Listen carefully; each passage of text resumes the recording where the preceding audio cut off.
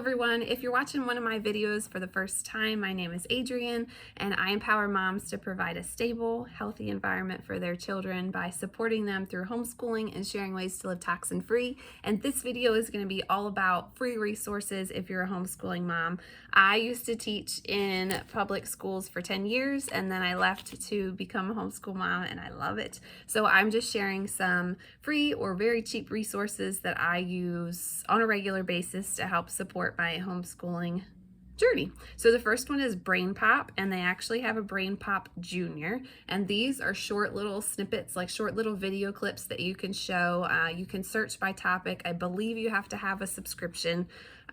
You search by topic and it will give you a short little video. They're like 3-4 minutes long, and it's usually this boy and a robot communicating back and forth, and it's just a really cute little video. And it's real short. You don't want anything super long, right? If you have short attention span and you don't want to spend a lot of screen time. I love the little short clips.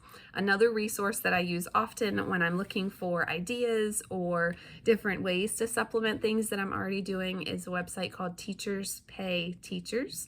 And this is a site where anyone can upload a document for sale or for free, and then anyone else can create an account and download that, either paying it directly to the seller or just downloading the free resource. And I usually only get free things. I think I've bought one thing one time in all the years that I've used it, because there's so many free resources. So you just go over on the left side and you can filter by grade, subject, price. I think those are all only filters you can do. And you can find tons and tons of resources there, whether you're looking for a worksheet or if you want an extra reading assignment, or sometimes they'll even have games on there and craft ideas if you're looking for like a Valentine's Day activity or a Thanksgiving. So you can search by whatever you're looking for, and it's a great place to go, because I am a big fan of not reinventing the wheel. If someone has already done it and I can use it or tweak it a little bit, I am all for that.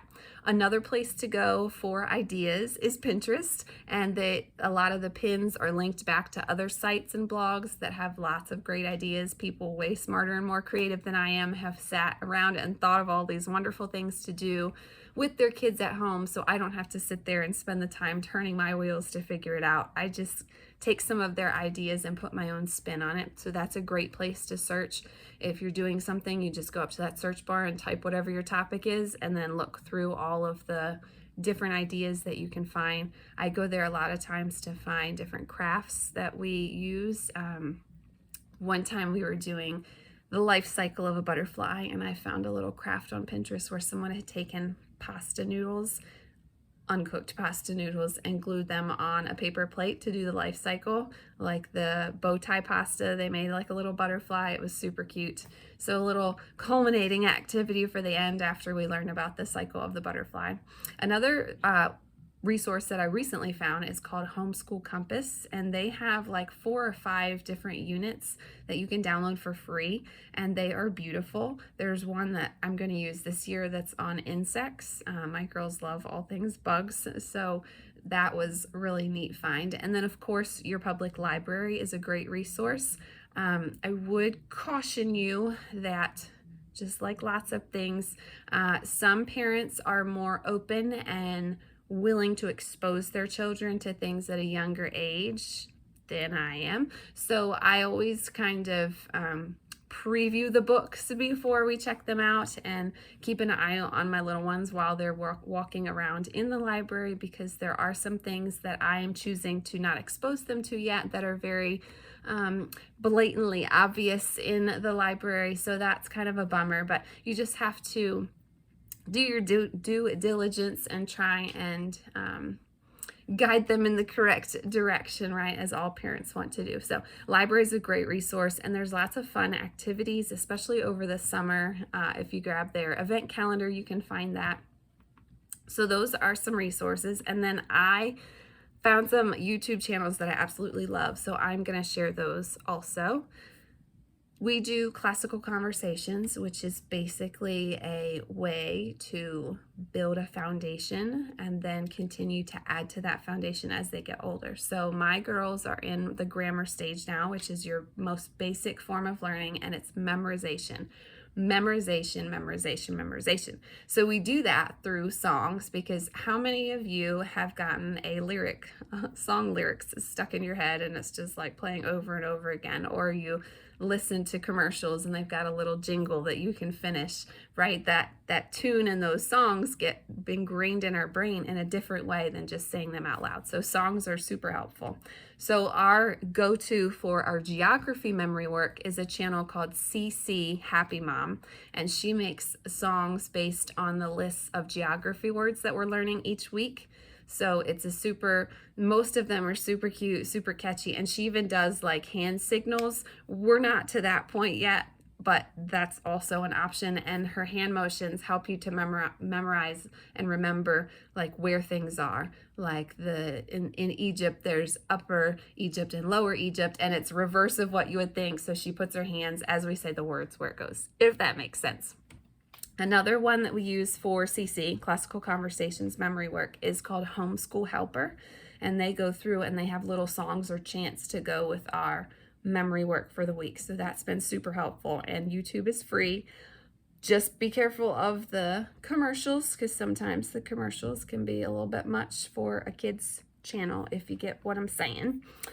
Alpha blocks is another one that's fun. I have real little ones doing pre-K, so we'll be doing letters and colors and all of that basic learning this year. So alpha blocks are these little blocks that are letters, and they get together and they sound out words and then they spell the word, and it's like little episodes. There's little clips that are like 10 minutes, there's like 20 minutes, and then you can find some that are like an hour long. Don't recommend that, but it's nice to put on if you want to give them a break from what they're doing, or if you have an older like me and you want to work on like a reading lesson with them and you need something to occupy your littles. I'll throw on like an Alpha Blocks 20-minute video just so I can really focus with my older on her lesson, and it's just a cute little way for them to see how the letters work together. And they usually spell the word, they try and spell the word and it's wrong, and then they make it's super cute.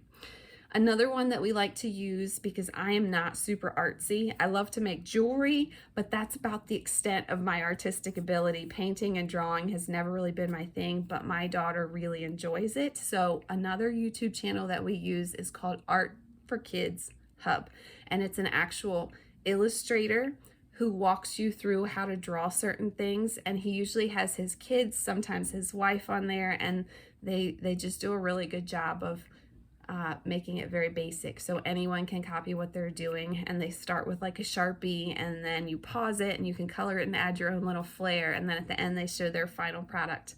So it's neat to see the official illustrator and then what his kids or his wife are able to reproduce based on his lesson, and then you have your kids following along, and you can even do it with them too. It's super fun, and they have tons of options. So during holidays, they'll have like Christmas, like a Christmas tree, or like an emoji that's Christmas related, or like Mother's Day, they did like a super mom one, and there's just lots of options. So if you are feeling inadequate, you are not. If you are feeling like you're not doing enough, I'm sure you are.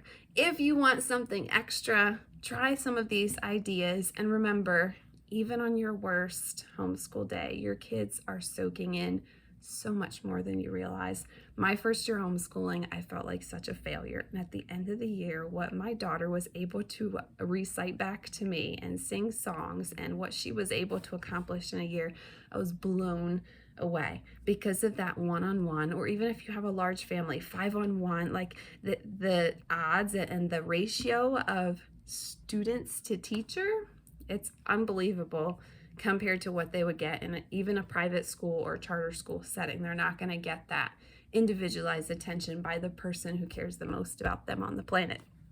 So it is a great experience, but it is also challenging. So there's some ups and downs, and anything worth doing is hard, right? So homeschooling has been such a blessing to our family, and I hope this video blesses you and gave you some value. Reach out. I do have a site that I will drop either in the comments or the description somewhere that you can head over to for more information.